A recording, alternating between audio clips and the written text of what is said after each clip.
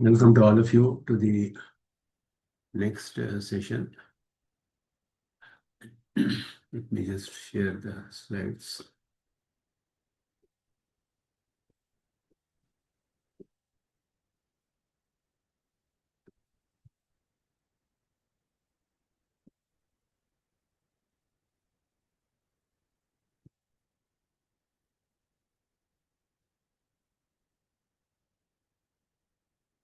Smadguru Paramparaye Namaha. Om Apyayantu Mamangani Vak Pranashchakshushrotram Balamindriyani Ch Sarvani Sarvam Brahmopanishadam Maham Brahma Nirakuryam Mama Brahma Nirakarot Anirakaranamastu Anirakaranam Mehastu Tadatmani Rate Upanishad Sudharmaha Te Mai Santu Om Shanti Shanti Shanti. So in the previous session, just a quick recap of the previous session. In the previous session, we talked about the various, the classification of darshanas, mainly Astika and Nastika darshanas, based on acceptance of Veda as the pramana. And in the Astika darshanas, Sankhya, Yoga, Nyaya, Vaisheshika, Purvamimamsa and Uttaramimamsa, we briefly saw how they are depicting their systems of thought. And the Artha Panchaka, that is the Prapya, Praptru, Upaya, Phala, and Virodhi. The goal, the seeker, means, result, and the obstacles. All these things, how they are different in the 6 Astika Darshanas. We also saw that. And the basic sources, basically Prasthana Traya, they are called Shruti, Smriti, and Sutra. Vedas and among the Smritis, Bhagavad Gita and Sri Vishnu Purana are given prime importance, and the Brahma Sutras, which are the main valid source for Vedanta systems, and they are understood in different ways. Tattva, Hita, Purushartha is one way of looking at it. The nature of reality, the nature of the path or the means, and the goal, the liberation. And this is what we saw quickly in the last class. And continuing from that, today we have a little bit more about, talk about pramanas, generally about what are all the pramanas, the valid testimonies that all the systems look at. And then we get into Vishistadvaita in particular today. So this slide we saw last time, how in the darshanas they are establishing the nature of the goal, the aspirant, the means, the fruit, the obstacles, and all that. And what is generally accepted by all these systems is that they all accept that there is a world, existence of the world. They believe in the existence. Either it could be ultimate sense or phenomenal sense. The Advaita Darshana, of course, it is appearance, but it is still there. And the reality is depicted as 2 levels. So that is Vyavaharika and Paramarthika, like that, in the phenomenal sense and the ultimate sense. But others accept in the ultimate sense itself the existence of the world. So in some way or the other, they all accept the existence of the world. And world is controlled by time, space, cause-effect relation. All these are accepted. Creation is either through modification or appearance. Parinamavada, Vivartavada, they are called in the technical terms for that. That is also accepted. Existence of the self is accepted by all the Astika Darshanas. Atman is present. There is an Atman, is accepted by all. Bondage and liberation of the Atman is accepted, that the Atman is currently bound and then needs to be liberated. So what is the cause of that and means and all those things are different for the different systems. The rule of karma is also accepted. As long as the world is appearing, karma rule has to be accepted. And it is given different names. Like in Advaita Vedanta, it's called avidya, etc. So the name, the how they are told is different, but generally there is a rule of karma that is there, because of which the Atman is suffering. And the cycle of birth and death is also accepted. Liberation, and then means to liberation, and then there are certain pramanas. All these are accepted, established through some valid testimony. These are all some of the things which are generally, we can say that they are common to all the systems.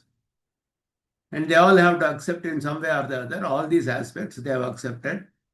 But how they actually explain these things, that is different for each system based on the primary pramanas, valid testimonies, and all that. So we look at generally the pramanas that are accepted by all these systems. What are the different types of pramanas that are being used? So the pramana is nothing but pramakaranam. Pramanam is the definition of pramana. That is, it generates proper knowledge, the right knowledge. Means to get the right knowledge is called pramana. And all darshanas have to accept some valid testimonies to establish their aspects. So one of the pramanas is pratyaksha. It is called direct perception, which is what is directly perceived through our sense organs. This is called pratyaksha. The sense organs have to actually come into contact with the objects that are perceived, and then the perception happens.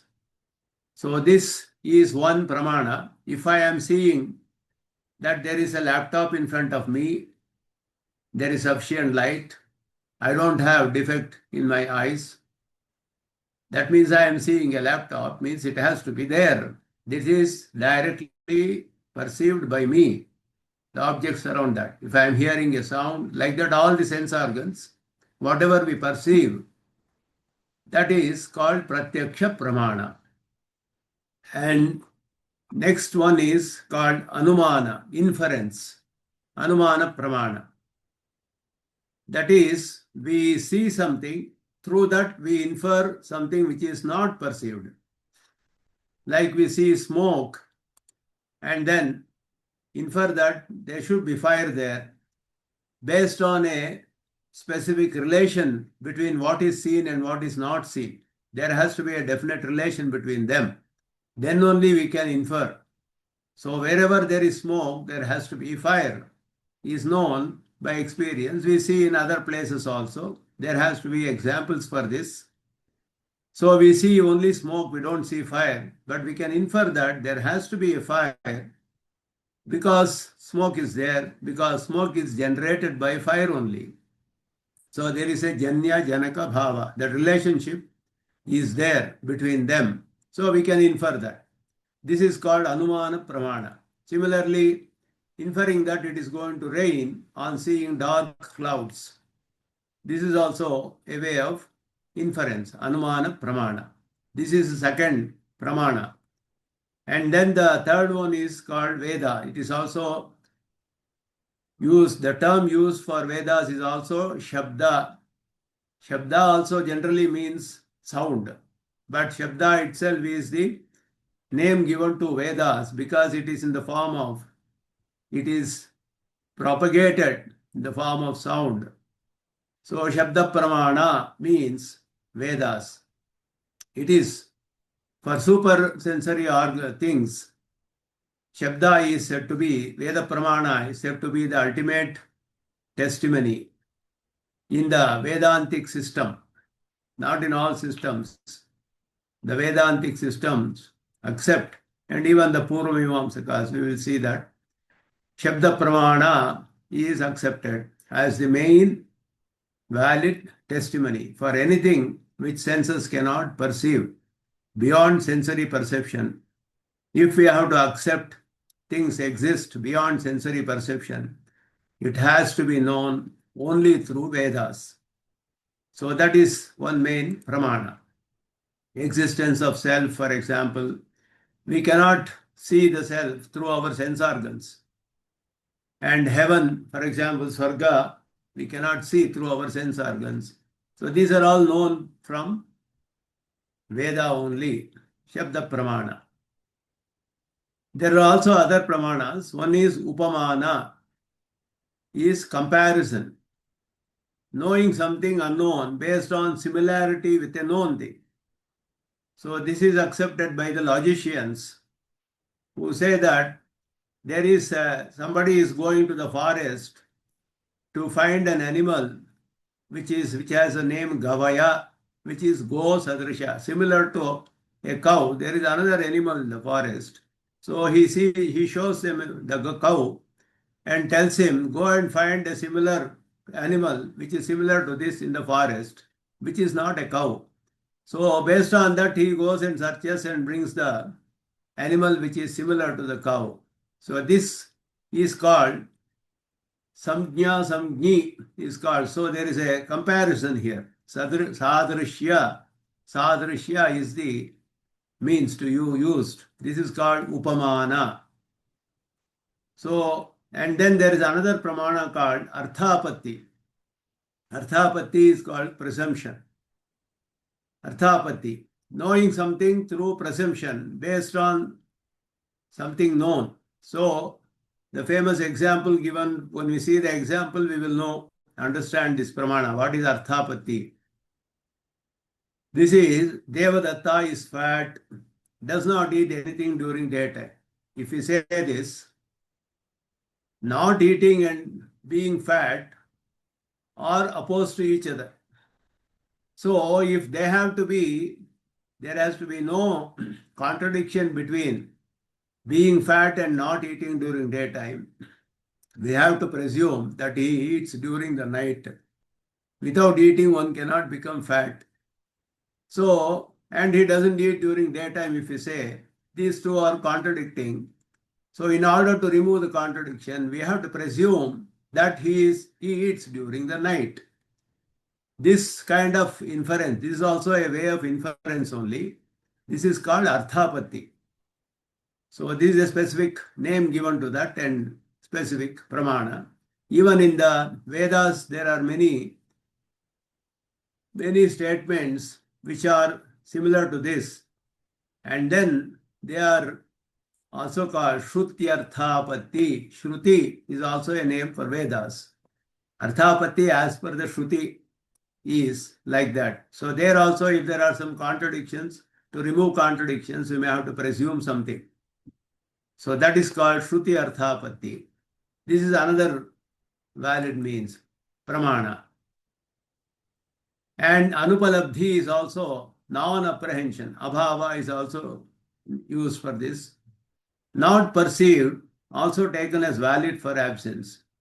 That means it is called Yogya Anupalabdhi. For example, here if we have good sight and there is sufficient light and I don't see a pot in front of me, I can say that there is definitely no pot here. So that itself is proof enough that the absence of the pot, in spite of all the instruments needed to perceive a pot in front of me being there, if I am not seeing a pot, that means there is no pot there. This is called Anupalabdhi. Anupalabdhi is a pramana. So these are all used in various ways in establishing the systems of thought, how they have developed and what kind of inferences. There are different kinds of inference also. One way, in the Vedantic systems, many of these are collapsed into one. Some of the Vedantis accept it as independent means, also independent testimonies, valid testimonies, independent pramanas.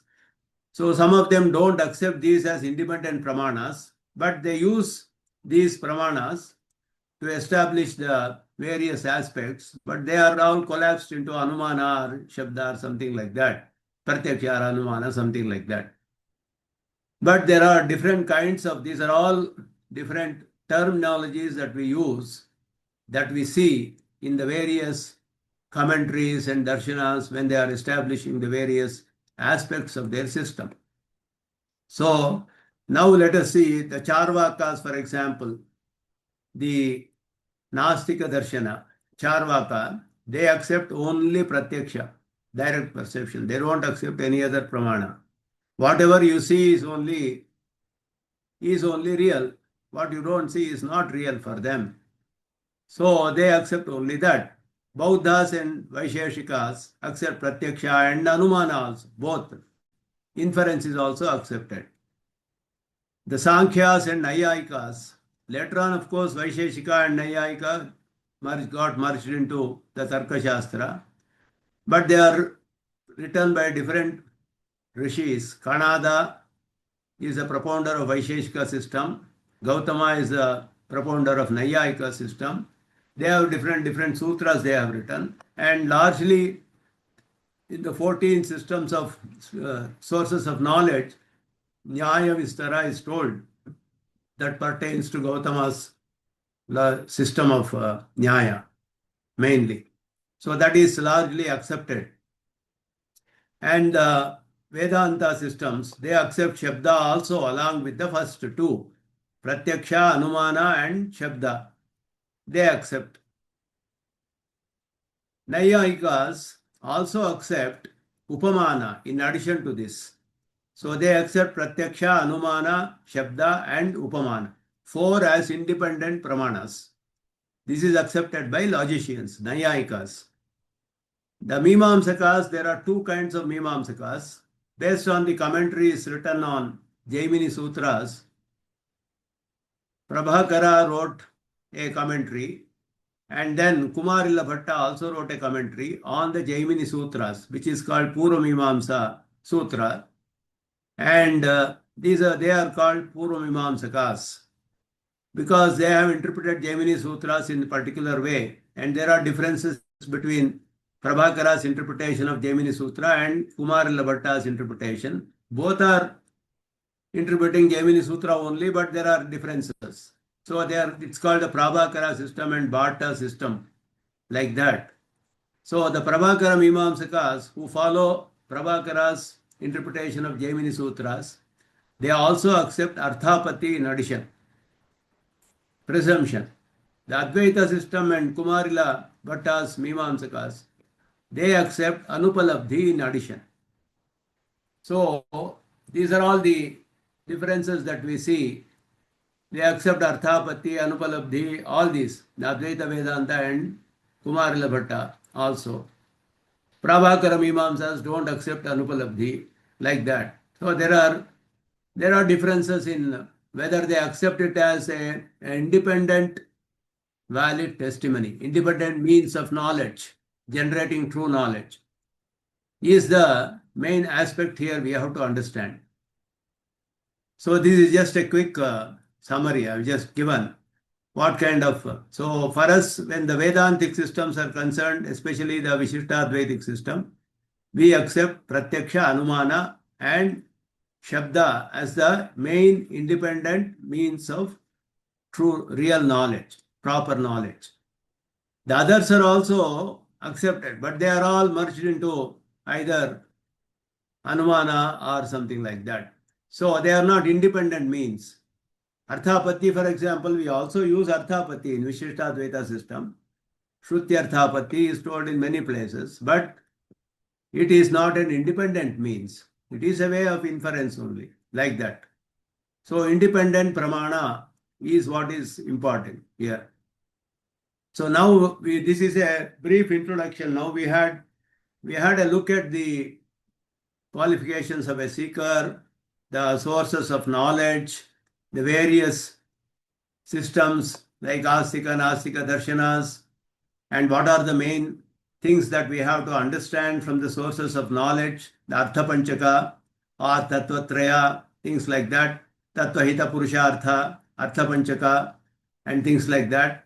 And then the various 6 systems of Astika Darshanas, we had a brief look at it, and different pramanas which are used by them.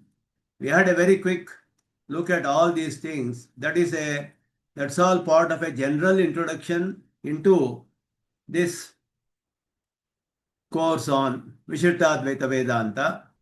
Now we are actually entering into Vishistadvaita Vedanta in particular. So from now on, whatever we deal with, it will be as accepted in the Vishistadvaita system of knowledge established by our acharyas. Mainly Ramanujacharya gave a proper and complete shape to the system of thought. So it is also called as Ramanuja Darshana itself. So from now on, we are talking mainly about the Vishishtadvaitic system of Vedanta. Sorry. So in this, what we are going to cover is over the next 10 to probably 10, 12 classes or so is what I assume. Some concepts about the Vedanta as accepted in Vishishtadvaita in particular, and a brief introduction to the Vishishtadvaita system itself, prominent acharyas and the pramanas that we use, nature of the realities, how padartha, objects, substances that we see in this world are divided. What is the division of substances that we see? What kind of substances are existing in this world? How they are actually divided? And then the nature of the matter, prakriti, and the creation process, how the world is created and all that. And then what is the nature of time, kala, and nitya vibhuti, that is Vaikuntha, which is accepted in the system, Paramapada, the nature of the seeker, Jivatman, nature of Brahman, the goal, that is the Prapya, and there is something about Dharmabhuta Jnana, the knowership of the Atman, and the means to liberation, nature of liberation. So these are all the broad topics under which we are going to understand the Vishishtadvaita system of philosophy as established by our acharyas. So we'll start with basically some concept, just a few slides, some couple of important things that we have to understand as applicable to this particular system. So we understand that there are objects. An object is a substance, and the object has got two types of objects are existing in the first place. One is a material and another is a spiritual. Two types of entities are there. Material objects and spiritual objects. Atman is a spiritual entity. He is not material. And everything other than the Atman, the body, the senses, the mind, the vital airs, they are all material substances. The mind that we have, manas, what we say, is also a substance. It is a particular state of matter. The prana vayu that we say, vital air, it is different from the normal air. And it is also a state of matter. That is also material. The sense organs, there are very subtle sense organs inside our body. The eye itself, what we see externally, that is not the sense organ. There is a sense organ inside that. So the sense of perception, the sense organ. So that is a sense of sight, we can say. So these are all the body itself. So these are all material substances that we see in this world. And there is also a spiritual entity, the Atman. Jivatman and Paramatman, both are spiritual entities. I have just generally said Atman. So both are substances. That is something we have to understand. And then every object has two aspects. One is the Swarupa, another is the Swabhava or Dharma, Guna, Visheshana. These Sanskrit words. Swarupa means the essential nature. The essential nature or substantive nature. Substance, what is the substance made of fundamentally. And then the substance has attributes.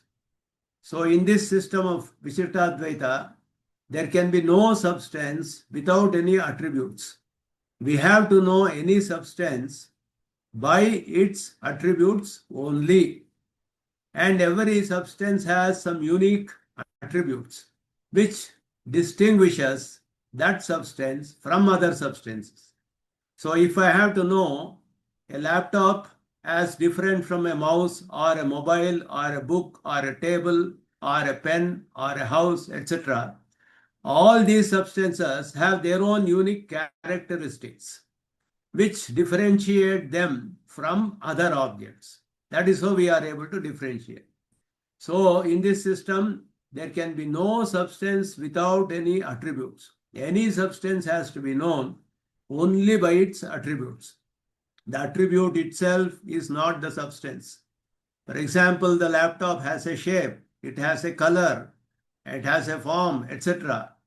So that itself is not the substance. It is made of some material, which is matter basically, and then it has certain characteristics on top of it. The characteristics cannot be separated from the object. So the basic object substance is called the swarupa of the substance. The characteristics, the attributes, which are known as guna, dharma, jati, visheshana, and all these, they are all attributive nature. So there are two aspects to any object, either a spiritual object or a material object. Both of them have swarupa and guna or visheshanas or dharmas, it's also called. So that is something which is very fundamental that we have to understand, first thing. So, and what is tattva means? Tattva hita purushartha we say. Tattva means akalpita vastu, that which is not imagined but exists in itself. Tattva jnana we say. We have to know the knowledge of the nature of realities. Reality, it's a real object, real substance, which is not imagined. It's called tattva. And then swarupa. Swarupa is swasya rupam. Its own essential form. It's called swarupa. It is also called as substantive nature or essential nature. The substance which it is made up of, the basic substance. And visheshana is attribute. Visheshana, the attribute can be of two types. One is inseparable attribute, another is separable attribute. So in Sanskrit we say aprithak siddha or prithak siddha, which can be separated, like earrings. If I am wearing an earring, we call them as one who is wearing an earring, kundali. In Sanskrit it is said, one who has a kundala or earring is called a kundali. So the earring is an attribute or of the person who is wearing it, but that earring can be separated from the person. So it is a prithak siddha visheshana, an attribute which can be separated from the object. There are inseparable attributes like the redness of a rose, for example, cowness of a cow, the class, the jati or the class is gotva. Gauhu, when you say the cow, it has a class. Pot has a class. It's called ghatatva. And manushya has a class, manushyatva. So these are all class, that is the jati itself. That cannot be separated from the substance. So it is inseparably associated. The color, the shape, all those things are all inseparably associated. So there are two kinds of attributes, visheshanas. That those which can be separated, those which cannot be separated. So this is also something that we have to keep in mind. That of course, we keep using these terms later on. And the Vedas say that Atman is of the nature of jnana or consciousness, knowledge. What is the swarupa of Atman? Now we saw that every object has a swarupa and visheshana. Swarupa is nothing but the substantive nature. Visheshana is attributive. So what is the nature of the Atman, Swarupa, essential nature? It is consciousness. That is why it is called spiritual entity. It is consciousness. And what is the attribute? That is also consciousness. That is also of the nature of consciousness. This is something unique, accepted in this system as per the Shruti Pramana. The Vedas declare this. And there are hundreds of statements in the Veda which declare and say that a Jivatman is a knower. He is a knower. He knows. He knows. So he has the characteristic or attribute of knowership, and he enjoys. He has the characteristic of enjoyership. So these are all told in the Pramana, Shruti Pramana, because we cannot see directly, but we can experience this ourselves. So there is a jnana, knowledge. If you say knowledge, jnana, if you say Swarupa is also jnana, dharma or attribute or visheshana is also jnana. What is the meaning of the term jnana is something we have to understand. As per the Sanskrit grammar, jnana is derived from the root jna avabodhane, means it gives the meaning of knowing. Jna avabodhane. Jna is the root from which the word jnana is derived. So this particular root has got two other aspects associated with this always. It has to be sakartrika, associated with an agent or a knower, and sakarmaka, associated with an object. If I say knowledge, the next question which comes is knowledge of what and who has this knowledge.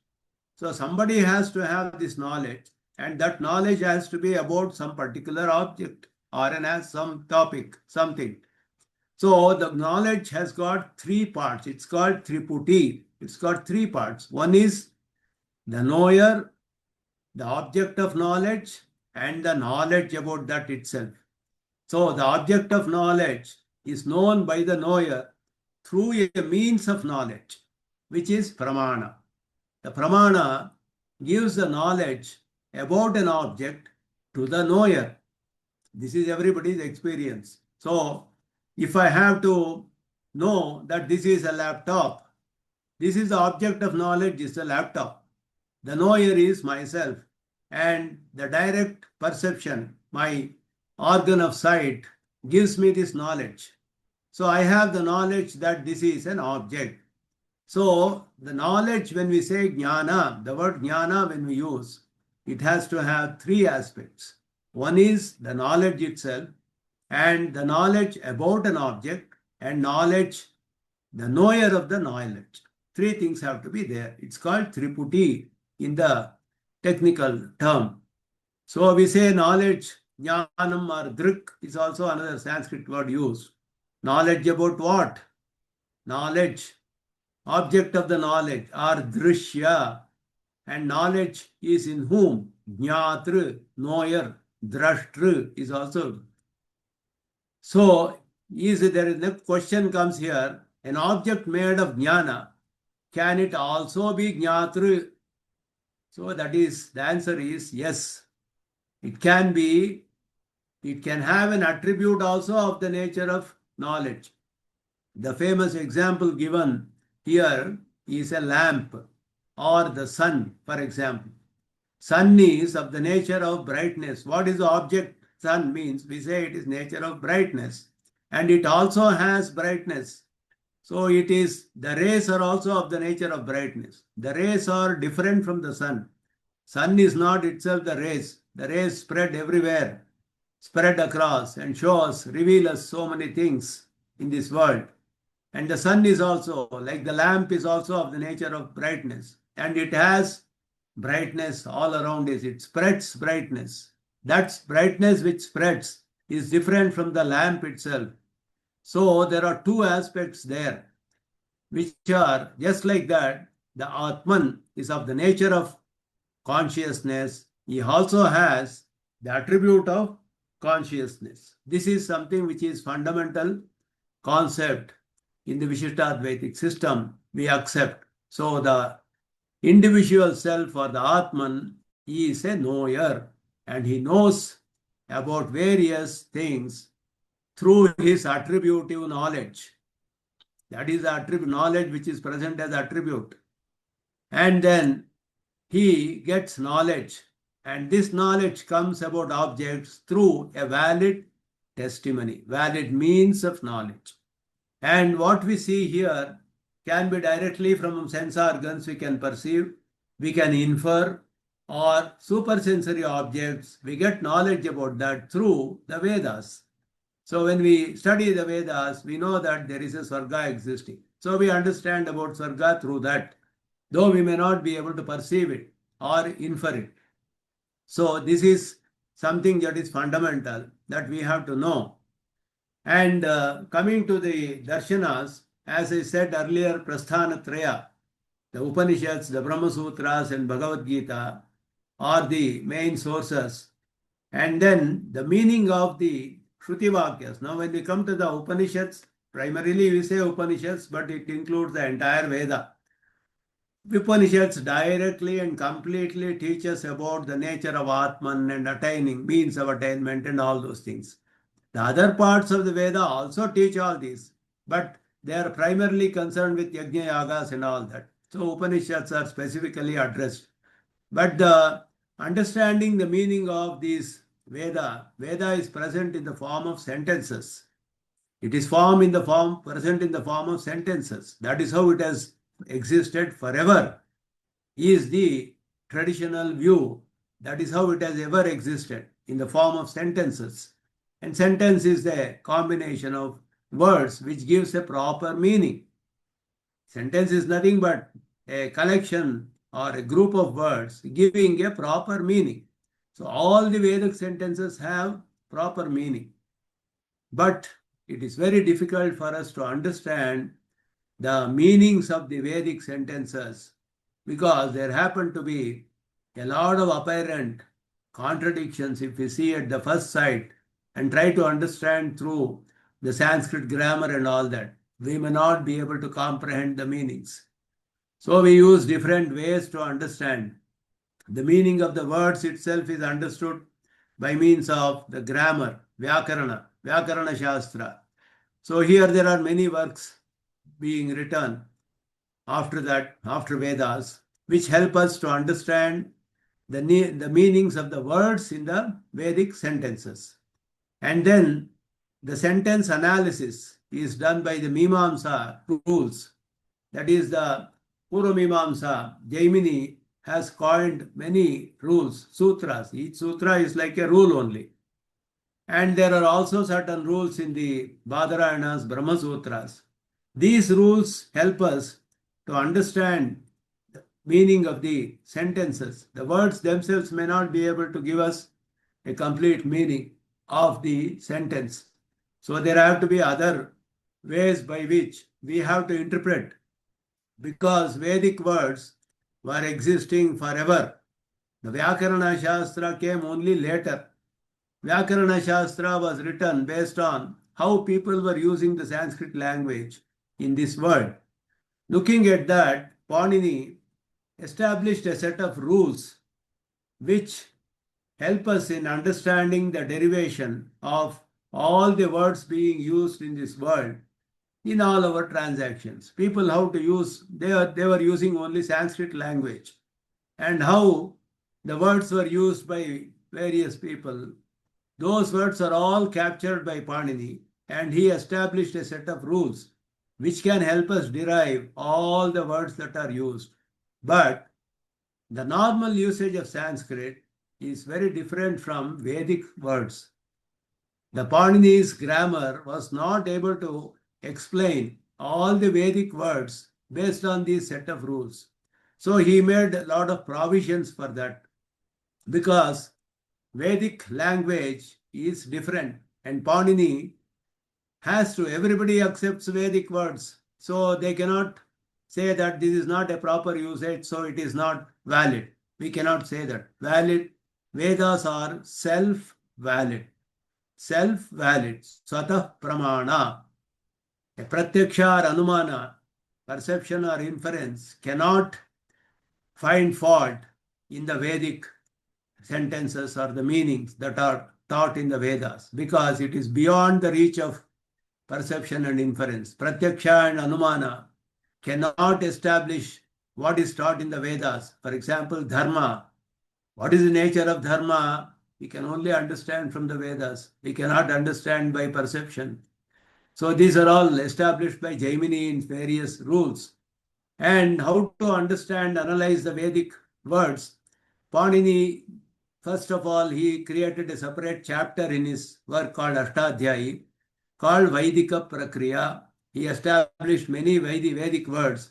Based on it has got Swara, Udata, Anudata, Swarida. Based on the Swara, the meaning also changes in Veda. So he established many sutras which help us understand how the meaning of the word changes based on the Swara, etc. And he also gave provision many places that normally this word has to be like this, but in Veda it is found in a different form. So he says a sutra called Chandasi Bahulam. So it can be found in different forms in the Veda, but you have to accept it as this kind of meaning. Meaning similar to this, but it can be having different forms there.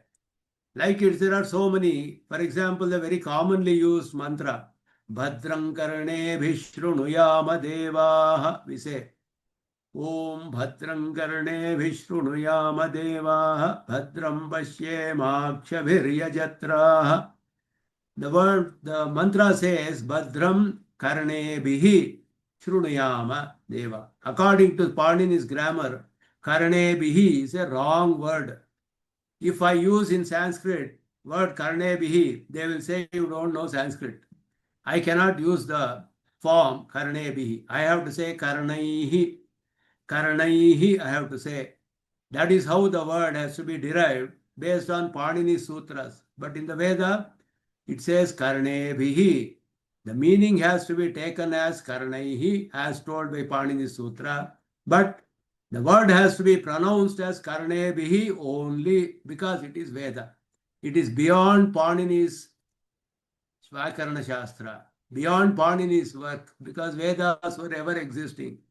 Panini only defined the words based on the usage in this world and also gave provision. So in these kinds, he says, in Veda, for this word, you find different forms. So Karnaihi should be the form, but in Veda, you may find different forms. Karnebihi also be there.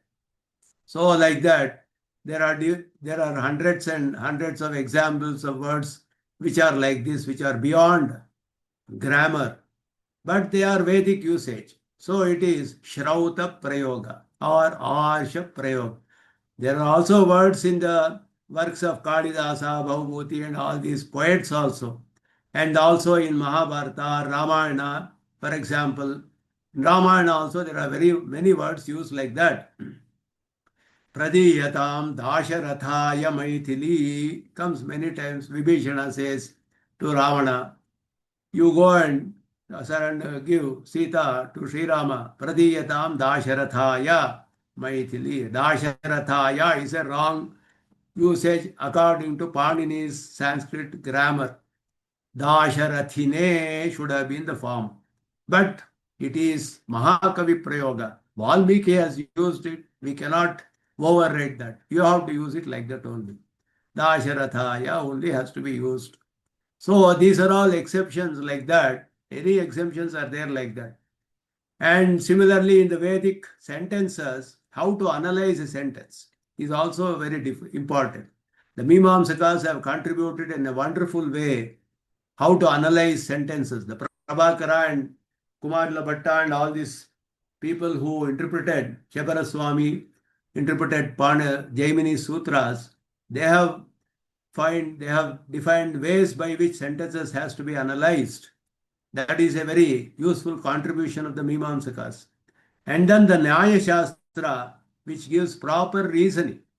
It also helps us to understand the meanings of the Vedic sentences through logic, which is in line with what is being taught in the Vedas. So we use logic extensively to also represent the Vedic knowledge.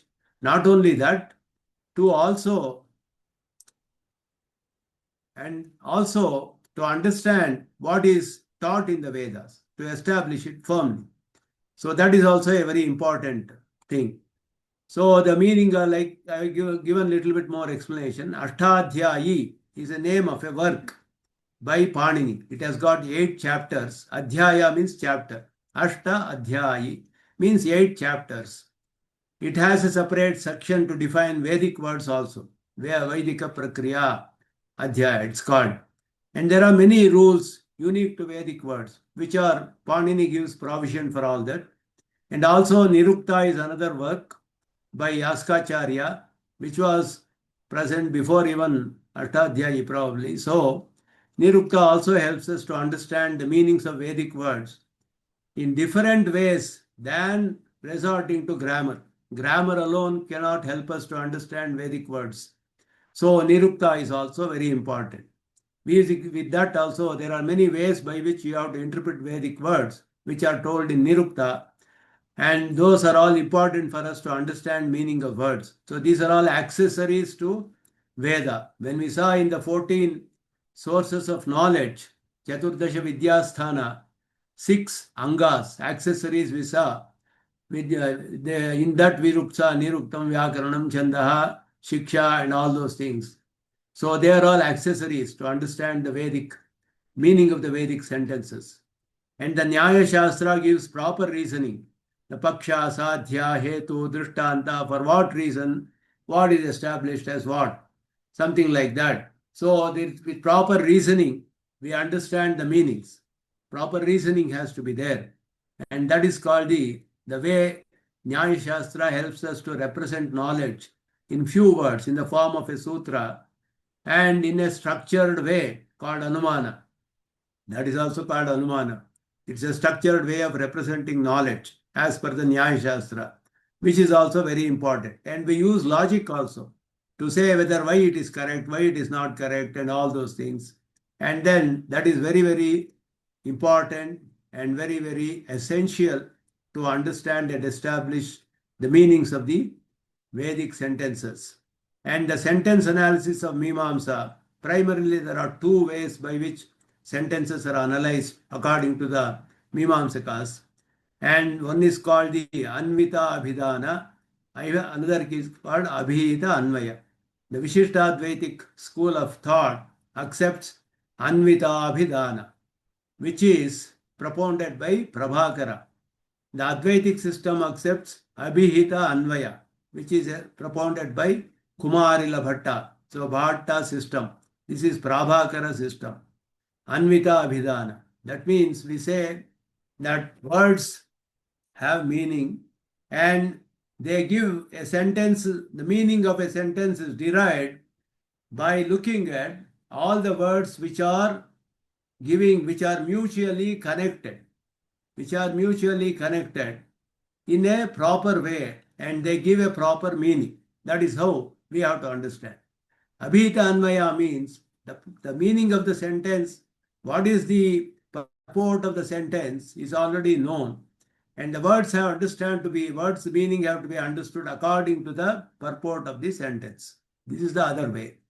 So the connection of the expressed, expression of the connected. This is how it can be differentiated. Connection of the expressed is Abhihita Anvaya. So expressed is already told. The connection has to be understood by understanding the meaning of the words. The expression of the connected. The words are already connected mutually and they give a proper meaning. That is what we have to understand because each word has words in Sanskrit or in Veda. One word has got many meanings. The same word can have many meanings. Which meaning to take? It depends on what other words are used in that sentence. It has to be in connection with the other words in the sentence. So all the words connected together give a proper meaning. Is the Anvita Vidana Vada. It's called. This is one way of understanding the sentence. Another is the words' meanings are known, but they don't seem to be connected because the purport of the sentence is already known by some other way. And then we have to understand the meaning of the words based on the purport. So we will have to revisit and take different meanings for the words and then understand the purport. So then we have to say this word has to mean like this because this is the purport of the sentence. So it is going the other way. So these are two ways of, I'm not going into detail into all these things, but they are just to give you a quick idea about how much our previous acharyas have studied, how in depth they have analyzed every word, every sentence, how they have, the kind of effort they have put, the structured approach to understand the meaning of the Shrutis. These are all the most wonderful way. And they had a very highly structured way of understanding, representing knowledge, passing on to further to the posterity, all these things. So this is all, if you look at this, it is amazing number of works are there in all these streams of knowledge. See, Vyakarana itself, there are thousands and thousands of commentaries, works for various works, etc. The Mimamsa Shastra has developed so much. The Nyaya Shastra has developed so much. There are so many wonderful works, most wonderful works in each of the streams, which help us to understand. All these are primarily help us to understand the Vedas. That is the main goal of the Vedantic systems. We have to understand the Veda, which is the source for everything supersensory. And the goal of life of a human is to attain something which we don't necessarily see here, which is beyond our perception, which is taught in the Shrutis. We have to understand that. For that, we need all these accessories.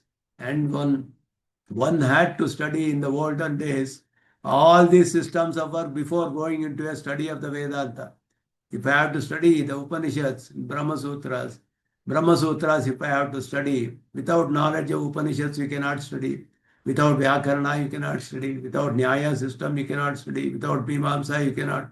So all these things were necessary for studying this. Our Purvacharyas, our preceptors have done all these studies in great detail. Not only this, along with the Smritis, Dharma Shastras, Manu Dharma Smriti, and Apastambas, Dharma Sutras, Gautama's Dharma Sutras, Yajnavalkya Dharma Sutras, and then all the Puranas, Itihasa, Mahabharata, Ramayana, and all those things. Everything they have studied, and they have given us wonderful commentaries. These commentaries explain us beautifully and very in an understandable way and in a systematic way, for in various ways. Some of them are very simple in a very short work, some of them are more detailed, some of them are in great detail. For whoever wants to study in different ways, different stages, they can study. They have helped us in such wonderful ways. The contribution of the Indian acharyas who have been there have been most wonderful, and we have to make use of that. So we are getting a peek into all these things now in this particular Vishistadvaitic system. And there are some rules, general rules that we have to keep in mind also. These are called Nyayas. It's a general rule. One is called Samanya Vishesha Nyaya. These are three Nyayas which are very widely used. That's why I have just given this. That means a general term ends up in particular. This is the rule, Samanya Vishesha. Because in the Shruti, there are many general terms that are used. There are specific terms that are also used. So the general terms all end in specific. That means they culminate in the specific, particular. So this is a particular rule which you have to keep in mind for establishing various aspects of that, of the various sentences in the Vedas, Upanishads, which are, for example, the creator of the world. Who is the creator of the world? One sentence says in one Upanishad, Sat is the name of the creator. Name of the creator is told as Sat. Sat means existence in Sanskrit. Existence. What do we understand from that? Another Upanishad says Atma is the creator. Another Upanishad says Brahma is the creator. One Upanishad says Akasha itself is the creator. So Akasha, Sat, Brahma, Atma, Jyoti, Prana, these are all general terms. So in the Vishistadvaitic system, we accept the pramana of Subala Upanishad, which says Narayana eva, Narayana eva, Ekagre asit. Narayana is the specific Devata who is the creator of the world, who is told by general terms such as Brahma, Atma, Sat, Akasha, Prana, and so many words. So the general terms end in particular. This is a Samanya Vishesha Nyaya, it is called. This Nyaya is used for establishing various aspects of the system. And there is another Nyaya, Utsarga Apavada Nyaya. These are also used in Vyakarana Shastra, Purvamimamsa Sutra, all those things. They all use these Nyayas, not that they don't use. Utsarga Apavada Nyaya is used hundreds of places by Panini in his Ashtadhyayi. So he defines a particular pratyaya which is generally applicable, and then he gives exemptions for various other words in between and says for this particular word a different pratyaya comes. Though I have defined in this subsection all the words that I am going to derive are all going to have this particular pratyaya. Now a particular word comes in between for which there is a different pratyaya. It's called apavada, exemption. So general rule, there is an exemption to every rule, we say like that. This is a Utsarga Apavada Nyaya, it's called. This is also widely used. And Sarvashakha Pratyaya Nyaya, which is a very, very prominent feature of the Ramanuja system of philosophy. I say Ramanuja because he is the one who wrote commentaries on the Brahma Sutras and Shruti and also the Smriti, Bhagavad Gita, and established the system in totality. So Vishistadvaita system uses the Sarva Shakha Pratyaya Nyaya. Shakha means branch. Pratyaya means knowledge. Branch means what branch? Veda has got different branches. Though there are only 4 Vedas, every Veda has got so many branches. It has developed into branches and sub-branches like that. So Veda is infinite. We say Ananta. So when we look at establishing a meaning, we have to look at all the Veda, all the Shakhas, not just Chandogya Upanishad. You also see it Brihadaranyaka, Kenopanishad, Mundakopanishad, Shvetashvatara Upanishad.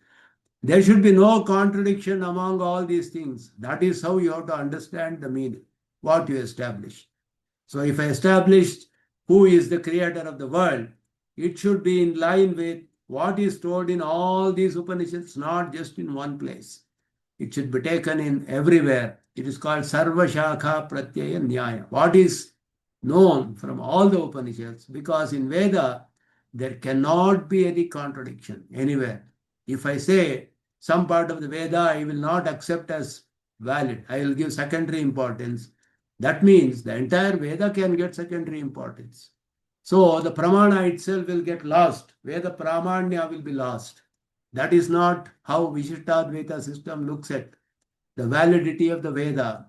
Is self-valid, completely valid. So there are exceptions. There are many places where we may not be able to give primary meaning, but it's very, very less, and wherever possible, we have to give primary meaning to the Vedas. And then it should not be contradicting anything else told in other branches of the Veda, whether it can be Samaveda, or Atharva Veda, Rig Veda, any Veda, any Upanishads. There should be no contradiction among all of them, because all these were present as one single unit earlier. Veda was only one. Vyasa divided into 4 because people were not able to learn the one Veda which was so huge. So he divided into 4 and propagated through 4 students.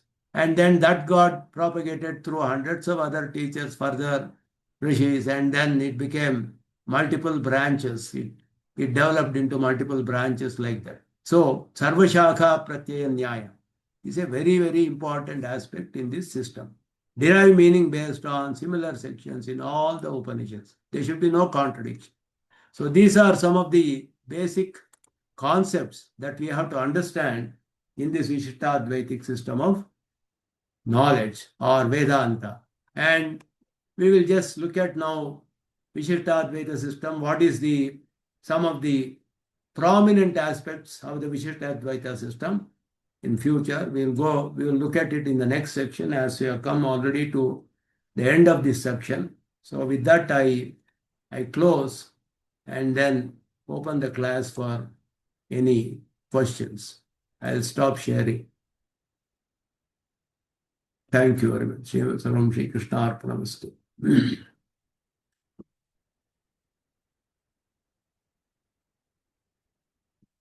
So you can, 1 minute. Sorry, I have to allow you to unmute. So,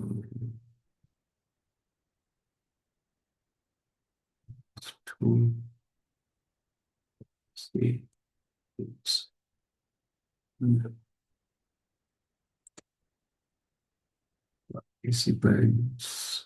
Okay, sorry, I have allowed you to unmute and ask questions. Namaskaram, Swami. Namaskaram, namaskaram. Nanyosmadian. It was wonderful. ரொம்ப நல்லா இருந்து மாமா. Very nice, very nice. Very, very informative. I was remembering my college days. If somebody has a question, Mohini, you can unmute yourself and ask the question. Yes, I have a question. Thank you very much for your class.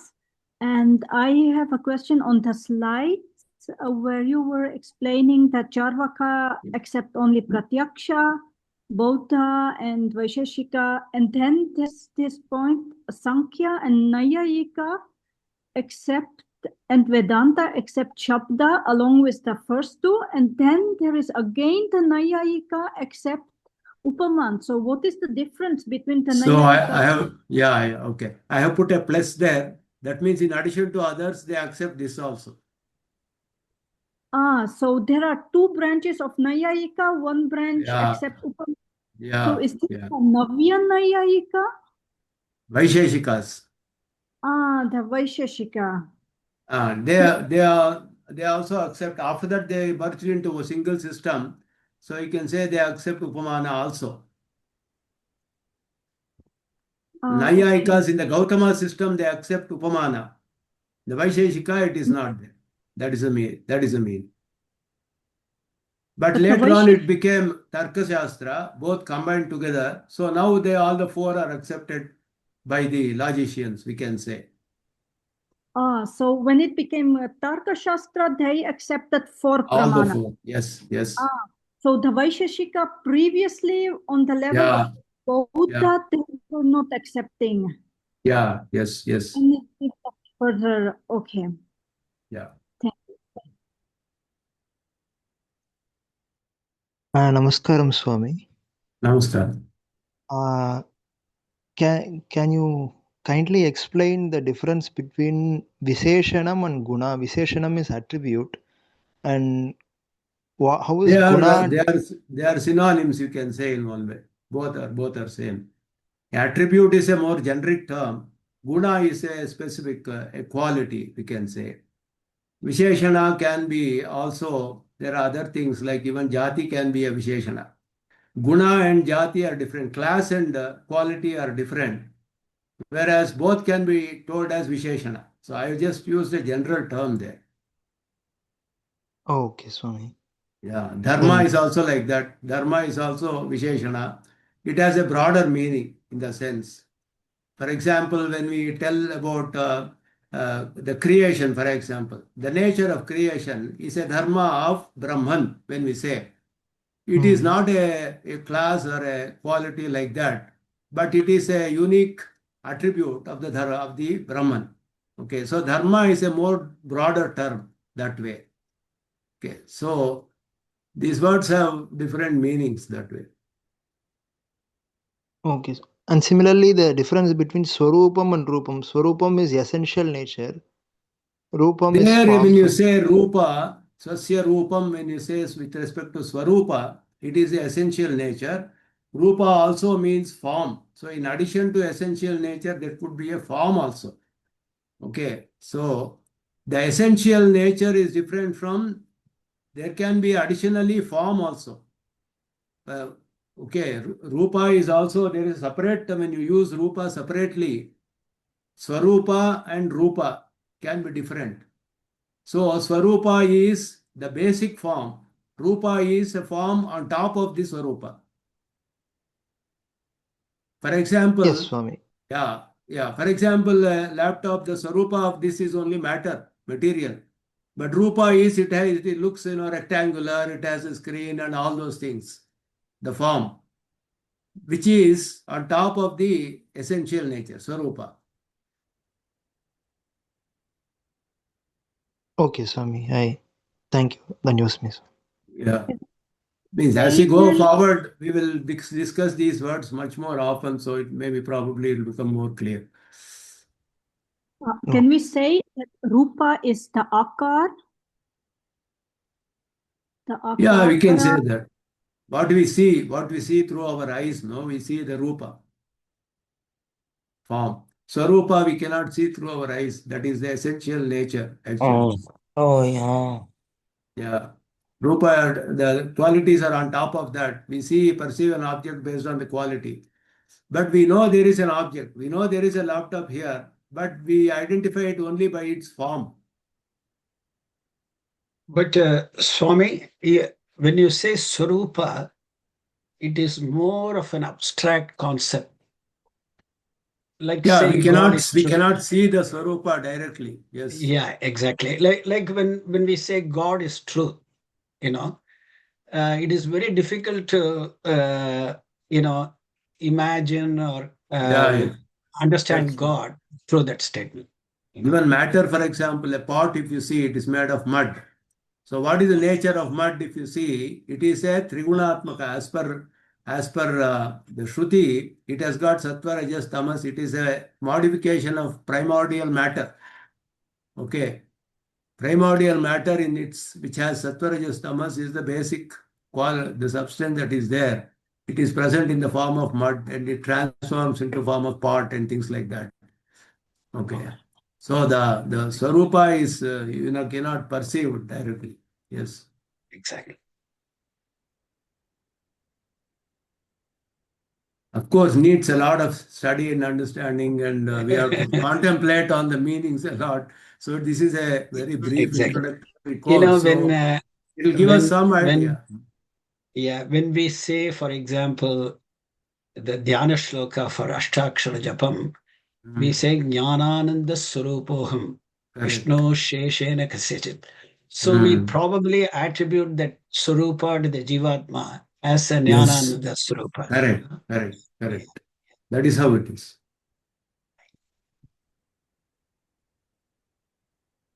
If there are no more questions, I will stop today. So Sri Krishna will stop recording.